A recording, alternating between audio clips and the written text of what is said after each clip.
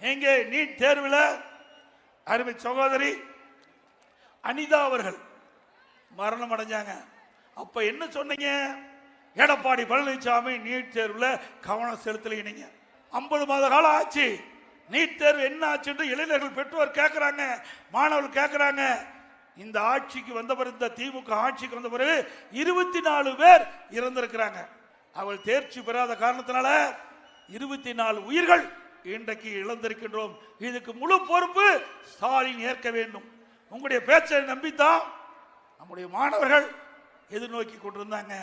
ஆகா, திரு ஸ்டாலின் முதலமைச்சர் ஆயிட்டார், தேர்தல் நேரத்தில் வாக்குறுதி கொடுத்துட்டார், ஆட்சிக்கு வந்தவுடன் நீட் தேர்வு ரத்து, முதல் கையில் தின்று அப்படின்னு எதிர்பார்த்த மாணவர்களுக்கு ஏமாற்றம் தான் மிச்சம். 24 உயிர்கள் இழந்ததற்கு காரணம் இன்றைய முதலமைச்சர் ஸ்டாலின் அவர்கள். அது மட்டுமல்ல, ஒரு கூட்டத்தில் பேசுறார் உதயநிதி ஸ்டாலின், நீட் தேர்வு ரத்து செய்வதற்கு ரகசியம் இருக்குன்னு சொன்னார். இப்ப துணை முதலமைச்சர் ஆயிட்டார், இன்னும் ரகசியம் வெளியிடவே இல்லை. எப்படி மக்களை ஏமாற்றாங்க பாருங்க, அப்பனும் மகனும். ஏமாந்துடாதீங்க.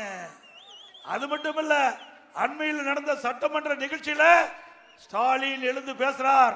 நீட் தேர்வு என்ன ஆச்சுன்னு நான் கேட்ட கேள்விக்கு, இனி எங்களால ஒன்றும் செய்ய முடியாது, உச்ச நீதிமன்றத்தில் தீர்ப்பு வந்த காரணத்தினால எங்களால நீட் தேர்வில் ரத்து செய்ய இயலாது என்று சொன்ன முதலமைச்சர் இன்றைய முதலமைச்சர் ஸ்டாலின்.